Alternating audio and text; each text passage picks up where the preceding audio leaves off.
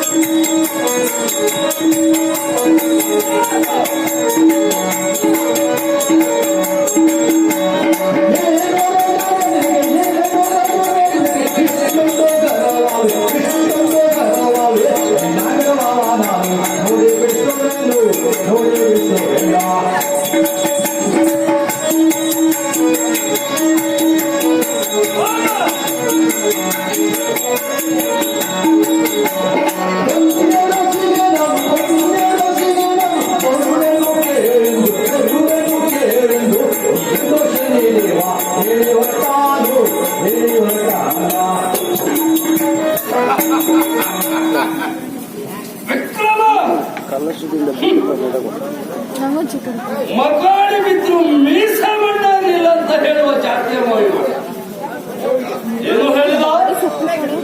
ನಾ ಬರುವುದಕ್ಕಿಂತ ಪೂರ್ವದಲ್ಲಿ ಅವೊಬ್ಬ ನೀಚ ಗುಲಾಮ ಅಲ್ಲ ಎನ್ನುವುದಾಗಿ ದಾಖಲಿತ ಭಾಷೆಯ ಪ್ರೌಢಮೆಯನ್ನು ಮೆರೆಸುವುದಕ್ಕೆ ಚಲವಾಚಲ ಯೋಗ್ಯತೆಯನ್ನು ತಿಳಿದಿರುವಂತ ನನಗೆ ಬಾಯಿಗೆ ಬಂದಂತೆ ಮನ್ನಿಸಿದ. ಈತನ ಲೆಕ್ಕದಲ್ಲಿ ಶನಿ ಏನು ಅಲ್ಲ ಎನ್ನುವುದಾಗಿ ನತ್ತಿಗೆ ಪಿತ್ತವನ್ನೇರಿಸಿಕೊಂಡು ಮಾತನಾಡಿದ. ತತ್ಕ್ಷಣದಲ್ಲಿ ಆತನ ಸಭಾಸ್ಥಾನದಲ್ಲಿ ಪ್ರತ್ಯಕ್ಷವಾದ ಈ ಕ್ಷಣಕ್ಕೆ ನನ್ನ ಪಾದಗಳನ್ನು ಹಿಡಿದು ಆತನ ನೇತ್ರೋದಕದಿಂದ ನನ್ನ ಪಾದಗಳಿಗೆ ಅಭ್ಯಂಜನವನ್ನು ಮಾಡಿಸುತ್ತಾ ಇದ್ದಾನೆ. ಸ್ವಾಮಿ, ನನ್ನನ್ನು ಕಾಪಾಡಬೇಕು, ಅರಿಯದೆ ನಾ ತಪ್ಪನ್ನು ಮಾಡಿದೆ, ಮನ್ನಿಸಬೇಕು ದೇವ ಎನ್ನುವುದಾಗಿ ಕೇಳ್ತಾ ಇದ್ದಾನೆ.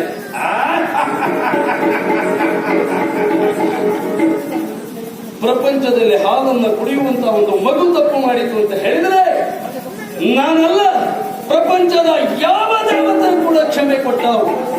ನದಿಯ ಮೇಲೆ ಮುತ್ತಿನ ಕಿರೀಟವನ್ನು ಅಗ್ಗಾಡಿಸಿಕೊಂಡು ರಾಜನೆಂಬ ಕರ್ಮದಿಂದ ಕತ್ತಿನಿಂದ ನನ್ನ ಹುಟ್ಟಿನಾಭಿಷೇಕವಾಗಿ ಅಥವಾ ನನ್ನ ವ್ಯಕ್ತಿತ್ವದ ಅಭಿಷೇಕವಾಗಿ ಅರಿತುಕೊಳ್ಳದೆ ಜರಿದಾಡಿದ ಒಬ್ಬ ಮಠವಂತ ಮಹಾರಾಜ ಈತ.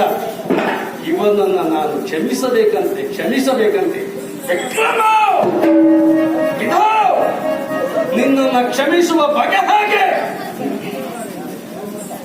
ಹಾಳೆಯಲ್ಲಿ ಅನ್ನವನ್ನು ತಿನ್ನಿಸಿ ಹಂಚಿನಲ್ಲಿ ನೀರನ್ನು ಕುಡಿಸಿ ನಾ ಪಂಚಮಶನಿ ಎನಿಸಿಕೊಳ್ಳಿಲ್ಲ ಅಂತಾದ್ರೆ ಛಾಯಾ ಸುತನೇ ಅಲ್ಲ, ಸೂರ್ಯ ಕುಮಾರನೇ ಅಲ್ಲ, ಗಂಧೆ ರಾಶಿಯಿಂದ ಪ್ರವೇಶ ಮಾಡಿ ನಿನ್ನನ್ನು ಒಬ್ಬ ಬೀದಿ ಬೆಕ್ಕಾರಿ ಅಂತ ಮಾಡದಿದ್ರೆ ನಾನು ಸನಶ್ಚರನೇ ಅಲ್ಲ, ಇದು ನಿಶ್ಚಯ. ವಿಕ್ರಮ,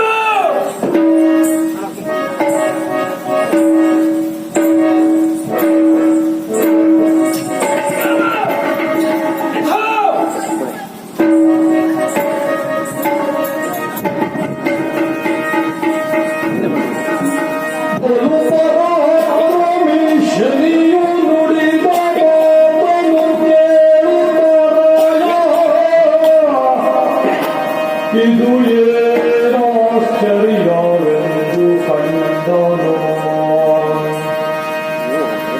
ನುಡಿದಂತೆ ನಡೆವ ಶನಿಯನ್ನು ಎದುರಿಸುವ ಧೈರ್ಯವಾಗಿ ಹೋದೆ. ಹರ ಹರ ಹರ ಹರ ಎಂದಿರುತ್ತ ಚಿಂತಿಸಿ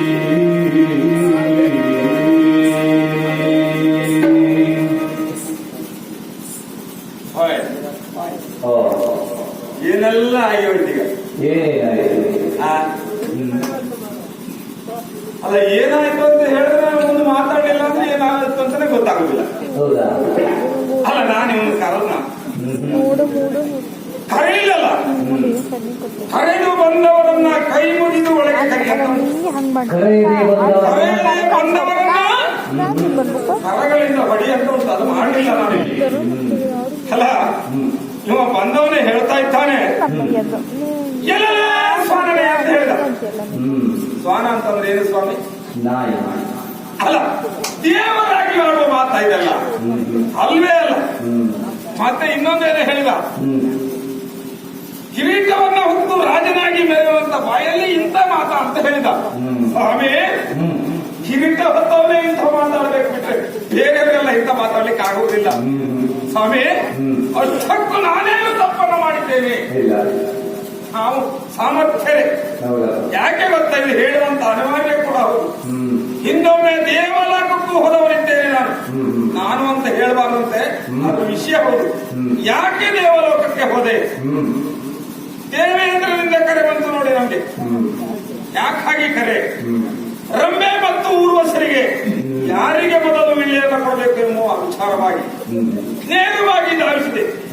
ದೇವಲೋಕಕ್ಕೆ ದೇವೇಂದ್ರನ ಬಳಿಯಲ್ಲಿ ರಂಬೆಗೆ ಮೊದಲು ವಿಳ್ಯವನ್ನು ಕೊಟ್ಟೆ ಅಂತಾದ್ರೆ ಮೇಲಂಗಿಗೆ ಸಿಟ್ಟು ಬರ್ತದೆ, ಮೇಲಂಗಿಗೆ ಮೊದಲು ಕೊಟ್ಟೆ ಅಂತಂದ್ರೆ ರಂಬೆಗೆ ಸಿಟ್ಟು ಬರ್ತದೆ.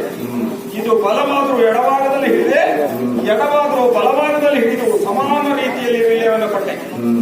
ದೇವೇಂದ್ರ ಮೆಚ್ಚಿದ ನನಗೆ. ದೇವೇಂದ್ರ ಮೆಚ್ಚಿ ಕೊಟ್ಟಂತ ಮಯೂರ